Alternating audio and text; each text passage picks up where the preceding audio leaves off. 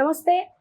So, ప్రస్తుతం మనతో పాటు IAS academy, Tirumala IAS academy Tirumala గారున్నారు. ఆయనతో మాట్లాడదాం. నమస్తే సార్. నమస్తే మేడం. సార్, నా పేరు హారిక. నేను మీ గురించి విన్నది ఐఏఎస్ అకాడమీకి మీరు డైరెక్టర్ కాబట్టి, నేను మీకు కొన్ని క్వశ్చన్స్ అడుగుతాను. నాకున్న డౌట్స్ అండ్ మా వ్యూయర్స్కి ఉన్న డౌట్స్ కానీ బేసిక్ క్వశ్చన్స్ అనమాట. ఏంటంటే, ఇప్పుడు ఐఏఎస్ అకాడమీ అంటేనే అశోక్ నగర్కి పెద్దగా పేరుంది. ఐఏఎస్ అకాడమీ అంటే కథం అంటే వెళ్ళాలి, సివిల్స్ కోచింగ్ అంటే అశోక్ నగర్ వెళ్ళాలి. కానీ మీరు చైతన్యపురి దాకా వెళ్ళారు, ఎందుకు? వెరీ సింపుల్ అండి. ఇప్పుడు ఒకే ప్లేస్లో మోనోటోనస్ అనేది చాలా కరెక్ట్ కాదు.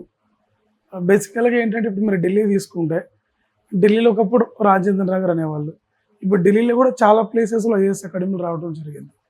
అంటే ఒక ప్లేస్ సర్టెన్ టైం తర్వాత క్రౌడెడ్ అయిపోతుంది. సో అది ఐఏఎస్ ప్రిపరేషన్కి అంత ప్రాపర్ ఎన్వైరన్మెంట్ కాదు. ఒక పీస్ఫుల్ ఎన్వైరన్మెంట్ ఉండాలి, యూనో ఆ టెన్షన్ ఎన్వైరన్మెంట్ అనేది ఉండకూడదు.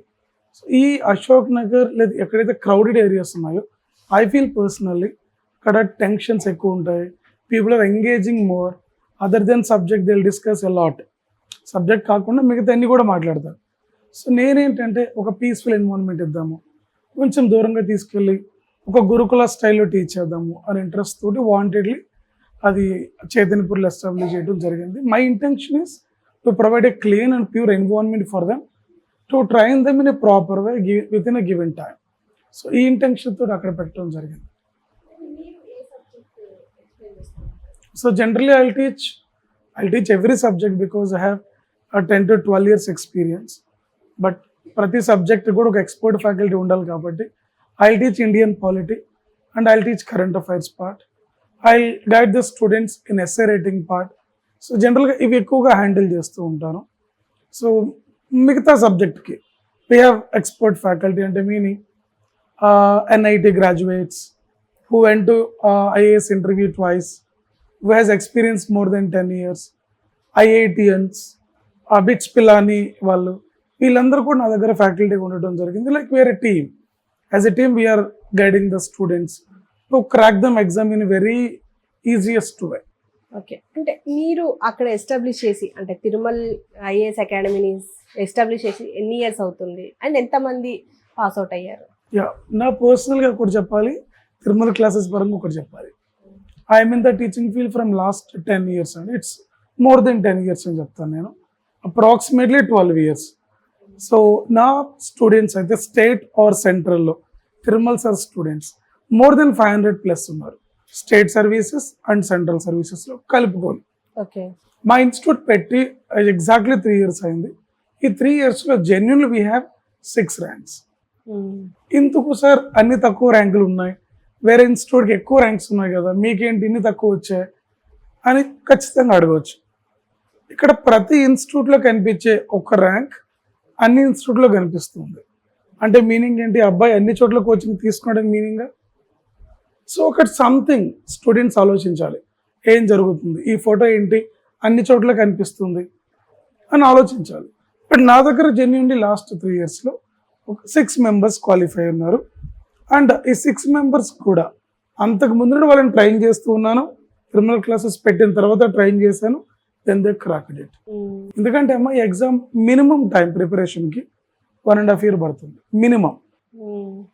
అట్లీస్ట్ ఆ తర్వాత ఇంకొక 1 year మీరు ప్రిపరేషన్ ఎన్హాన్స్మెంట్ అనేది చేసుకోవాలి. ఇవేది లేకుంటే ప్రిలిమ్స్ అయ్యి మెయిన్స్ ఆగిపోవచ్చు, లేదా ఇంటర్వ్యూలు ఆగిపోవచ్చు, లేదా ఓవరాల్ స్కోర్ తగ్గవచ్చు. ఏదో ఒక సిచ్యువేషన్లో మీరు ఖచ్చితంగా ఎఫెక్ట్ అయ్యే ఛాన్స్ ఉంటుంది. సో ఇది ఒక long process.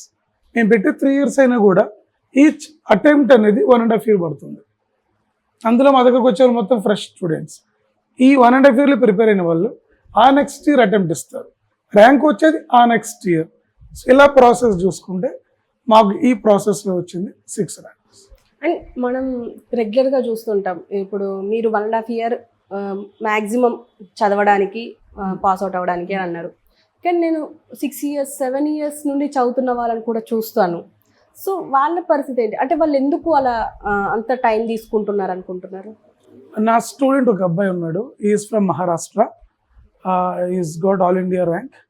So his name is Amit. So రీసెంట్గా లాస్ట్ బ్యాచ్లో నేను ఆల్ ఇండియా ర్యాంకర్గా సెలెక్ట్ అయినా is posted as collector in Maharashtra district.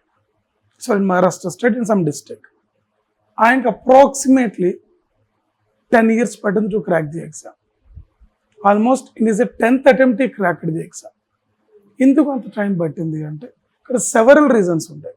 One of the reason వచ్చేసి వాళ్ళ బేసిక్స్ ఎలా ఉన్నాయి, అంటే వాళ్ళ అర్లియర్ స్టడీస్ ఎలా ఉన్నాయి, చిన్నప్పుడు ఫౌండేషన్స్ ఎలా ఉన్నాయి, ఎడ్యుకేషన్ పరంగా వాళ్ళు ఎంత ప్రాపర్గా ఉన్నారు, అదొక టైం తీసుకుంటుంది. 2, వాళ్ళు ప్రాపర్గా ఆ ప్రిపరేషన్ టైంలో చదువున్నారా లేదా.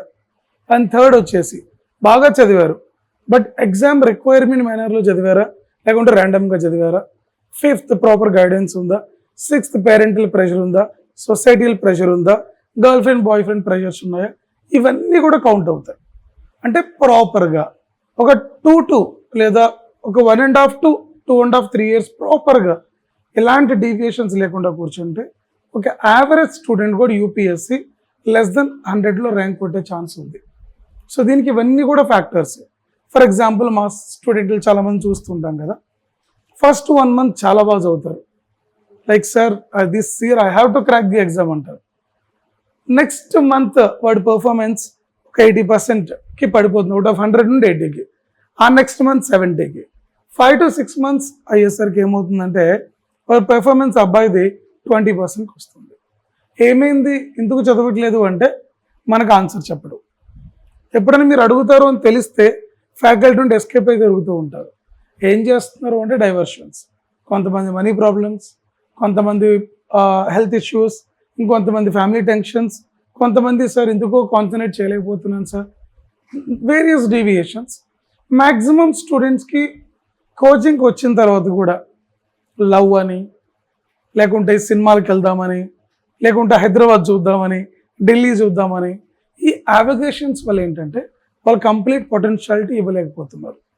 They are all talented undoubtedly, but కాకపోతే when they are not driving the force properly, so ఆ టాలెంట్ అనేది వేరేలా యూజ్ అవుతుంది, అనుకున్న రిజల్ట్స్ అనేది రావట్లేదు. సో ఇలా మీరున్నారు 2 yearsలో రియలైజ్ అయ్యారు, మీరు 2 yearsకి ర్యాంక్ కొడతారు.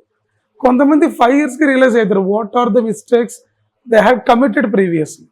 సో మీరు ఎంత ఫాస్ట్గా రియలైజ్ అయితే మీ మిస్టేక్ని, మీ ర్యాంక్ అంత ఫాస్ట్గా ఉంటుంది. ఇట్స్ ఇండివిజువల్గా స్టూడెంట్ కూడా చాలా ఈజీగా రియలైజ్ అవ్వాలి, ఐమ్ ఐ డూయింగ్ రైట్, ఈరోజు ఈ టాపిక్ చదివి ప్రాపర్గా ఉందా లేదా, ఎగ్జామ్కి వస్తుందా లేదా, లేదు ఈరోజు ఈ పని చేస్తే అది నాకు ఎంతవరకు హెల్ప్ అవుతుంది. ఇలా ఎవ్రీ డే అసెస్మెంట్ అనేది చాలా ఇంపార్టెంట్. ఇలా కాకుండా నేను డైరెక్ట్గా ఎగ్జామ్ రాస్తాను, రిజల్ట్స్ వచ్చాకే మాట్లాడదామంటే it's already 1 year waste. So అందుకని ఎవ్రీడే అసెస్ చేసుకుంటే, అంటే ఏదో ఉంది కదా, చిన్న చిన్న లాసెస్ని మినిమైజ్ చేసుకుంటే, లేదా చిన్న చిన్న టైంని సేవ్ చేసుకుంటే వన్స్ ఒక టైం తర్వాత దట్ బికేమ్ లార్జ్ సేవింగ్స్. అలాగే చిన్న చిన్న మిస్టేక్స్ మనం కంట్రోల్ చేసుకుంటే ఎగ్జామ్ 100% క్లియర్ అవుతుంది.